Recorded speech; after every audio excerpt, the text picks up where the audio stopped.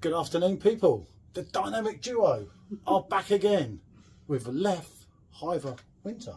Which is basically Leffe Noel. This is the Christmas spirit, Christmas beer that I look forward to at this time of year. It's one of my absolute favourites. Yeah, well, I did one before, didn't I? So you're going to take the lead role. I know you prefer her anyway. It's been said to me on social media. I think you're just humouring her or something. I don't know. I get that. Quite possibly. I get don't that. you? Well, yeah, I don't like to say on camera now. But anyway, it's a cracking keg. It's 6.6 ABV. It's another one. It comes back year in and year out. I can't show you the pour because it's on the second machine rather than the first machine. Yeah. Otherwise, it's a bit difficult, isn't it? I aim the camera down, trying to aim it back up is Not going to work. So, in the Leffe branded glass, as many of us have, I'll do the pour and you can give it a good go. Right. Yeah, there's something about this time of year and these particular type of Christmas beers that just really fills you with that Christmas kind of spirit. So I'm looking forward to having this one again this year. Nice. Look at that. Do you know what? Looking good. And we're running it at 5 on a pro. Obviously, we've drank this for years on and off, haven't we? Whoa. Look at that. Look at the thickness of that. Perfect pour. Well, I don't like to blow my own trumpet, but it is quite a decent pour if I'm honest. Oh, okay. My camera worked, it would help. Oh no, I've got a blank phone. I've got Leffe. Right, okay, hold on. I'm getting there, people. I'm getting old. You all know that. She's had my best years. Oh, look at that now. That is handsome, isn't it? I'm not going to lie here. So I'm looking at that. As you can see, it is that deep dark brown kind of colour. You can't get the proper effects with a phone, no matter how you hold it, can you? And you've got that lovely beigey foamy head. But when I look at this, with the thick tight bubbles there, but I look at this and I see the light coming through, and there is a golden hue of amber in there, and that just looks absolutely stunning. I can see myself in it. I love it. It's like looking in a mirror. Nothing. Everyone will say to you, yeah, test the aroma on things, but there is nothing more special than going in for a good hearty sniff of the aroma of a Christmas beer, because you are getting all those wonderful, wonderful smells in there. I'm picking up everything, the nice, warm, spicy spices, all that soft, sweet, roasted malts as well, isn't it? Sweet malt, but there's also some roasted notes in there as well. Packed. Caramel. And you do get that. You get that Christmas feeling, don't you? Just on cinnamon, clove. These are all the things that are just coming through on the aroma. It does. And it carries the 6.6 well as well, doesn't it? We keep meaning to do the other one, the one I can't pronounce, beginning with D, but we haven't had that for years, and we weren't that keen on it before we did YouTube. And I'm like, when you've got that one, why? Yeah, let's go with this one. It's expensive, isn't it? £41.90 for a bloody beer review if you don't like it. Indeed, it is. And then you've got 9.5 pints after.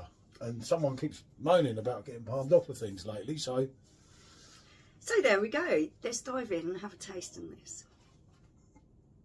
But this is quality. This is, Leffe. I can't say I like every Leffe drink, but a lot of them. When they get it right, Leffe Blonde, Leffe Summer, Leffe Spring, Leffe Blanche, Leffe Noel. So this for me, it's doing the business again this year, definitely.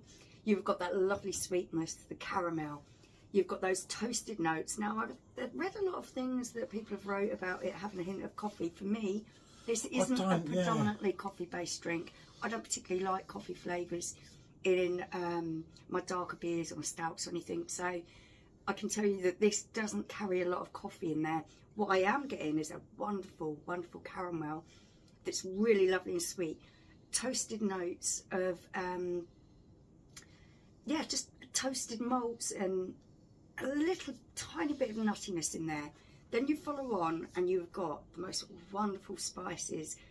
It's just Christmas personified. Cinnamon, nutmeg, clove. Wow. And you move on to the fruitiness. You've got plum, you've got raisin, you've got those dry fruits that you sort of just remind you of Christmas pudding and everything there. And that is all topped off with this lovely hit of alcohol, which isn't burning you, but it's warming you. It gives you that lovely warm sensation inside, doesn't it? Yeah, it does. Yeah, no, I'm just, you see, they say, even on Perfect Draft, that's what I was reading while Michelle was talking, they even say, hold on, what was the bit I was going to point out? Notes of clove, caramel and coffee. A mild smokiness balances out. I get what they mean by balances out, but it's not really smoky, I don't really get a smokiness to it. I don't really get that coffee feel to it, which for me that works quite well because I'm not that keen on either of those two flavours. Yeah, and there's obviously there's a lot of history. If you read on Perfect Draft's website, there's a hell of a lot of history with this. I mean, it remains an official Abbey beer. Today there's a museum opposite and so on where you can taste them. There's 9 varieties of Leffe at this present moment in time. That is what really hits me with this. You have that lovely kind of, it's almost like a rum raisin kind of taste in there. The fruits that are in here are really, really beautiful, but they're just like that kind of dried fruit that you get with your Christmas pudding. It's, you know, like a spruced up version of Leffe Blonde, because it's a bit more thicker, it's a bit more full bodied. It's still nice and light, despite... Yeah, this isn't a completely full-bodied beer, although it looks it from the colour. I would describe it as a medium-bodied beer. It still has quite a fair amount of carbonation in there, which I like for moving those flavours around my mouth. Some people expect it to be a little bit thicker, a little bit more jammy. I like the fact that you've got all those bold flavours in there, yet it isn't too clingy on your mouth. It's still quite refreshing as it goes down. Yeah, it's got that sweetness, but it's not over sweet. Because sometimes when they're over sweet, by the time you get to the end bit, you're like, oh. You've got that. It becomes sickly. Whereas, as we know, this doesn't become sickly after. You do have that nice sort of caramel taste in there, but it doesn't go so far as to be as thick on the palate or as sweet on the palate that you feel like you've got a mouthful of treacle. So that for me is a real big plus point on this. It doesn't get too heavy, it doesn't get too clingy or cloggy in your mouth. It's still very refreshing. And it really does. This is one of those drinks, and I hate the cold weather, but this makes it worthwhile. Yeah. You start drinking this in the cold weather, it warms you like a central heating system because it has got that punchy alcoholness to it. Not anything that burns, it's pleasant. It's really nice.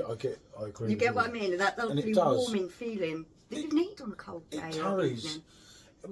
It's only 6.6% ABV. For me, it carries a higher ABV in the way that it does warm you. Yeah. But you don't get, as Michelle said there, you don't get that horrible, we get that bout of alcohol, you know, which, yeah, I get. Some Belgian beers, I do find some of the stronger ones, they go, because you can feel the alcohol in your mouth. It does burn your mouth and your throat a little bit as it's going down. You don't get that with this. This is lovely, just warming. No, it's an absolute cracker of a beer. I mean, that's our, what 5th year in a row having this, yeah. I think.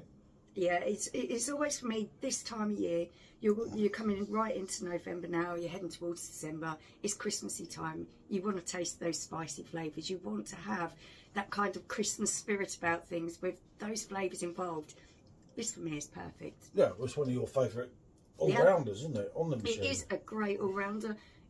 Yeah, I'm not going to drink it in the summertime, but for this time of year, it is perfect. Yeah, you're not. There's a time and a place. I get that, as is with a lot of beers.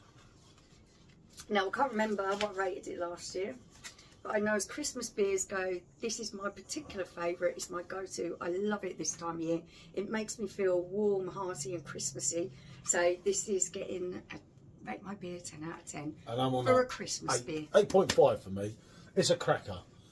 It's not one of my preferred beers, I'm not going to lie, as I said before. I think you've got to take into context and look at the flavours that I've been describing. If they are not your type of thing, then this probably isn't the beer for you. But if you do like those kind of flavours, as a Christmas beer, I think you're going to thoroughly enjoy it. Yeah, and Perfect Draft have made a really good write-up. I was reading through while you were talking. Oh, okay. Yeah, no, I rather than butting in, I get told off. I haven't looked at their write-up this year. Yeah, no, but it's actually quite a good write-up, and it goes a lot into the history. I think I explained on my own review of it as well that it's really good write-up. What you were saying about the Abbey and everything. Yeah. Yeah. But they've done a really actually, that'd be quite nice for me to read because I haven't sat and read that yet. But yeah, I mean, the tasting of it, I don't know, you know. At least they don't say it's a banger. That's not the kind of phrasing I'd use, though, is it? That's not me. But no, right, yeah. So it's a double yes. Would you drink it again? Obviously, yes. Oh yeah. And it's a reason that we keep with Perfectdraft, because they keep delivering, and while they keep delivering, we keep being here, isn't it? Indeed. That's pretty much it. So what can I say? As I say, you got a double yes. I don't know when this one will go out, because we've got kind of confused with a few of them at the moment, aren't we? But we'll get it out as soon as possible. Anyway, Yeah, hopefully. it's just there's this coming, that coming. It's quite. There's a lot of different videos to do and a lot of stuff that we want to review at the moment. We've got stuff waiting in the wings that we want to review, and other things keep popping up, and some of them are time sensitive. So it's kind of making everything fit into place correctly, isn't it? It goes wrong sometimes. I mean, I used to have my computer full, didn't I, with reviews, and I'm like, hey, look, don't do a review today. I'll just share this one. We have nothing on the computer. And a load of beer lining up, beer, waiting here, to be there, reviewed, over there, so. in there. That one coming en route. That one's just there. That box, and yeah, it's a hard life. We will get there in the end. And we're trying to do that, aren't we? So, and it's a good time. Obviously, the winter beers as well. It's important to get them out, because now is the time of year for winter beers. One person might listen to what Michelle says. Probably no one, me, but it's a great beer. Listen to the flavours. You like them type of flavours, I guarantee you're going to love this beer. Yeah, definitely. Right, what can I say? Thanks for watching. We've gone on long enough. It's a bonjour. Bye.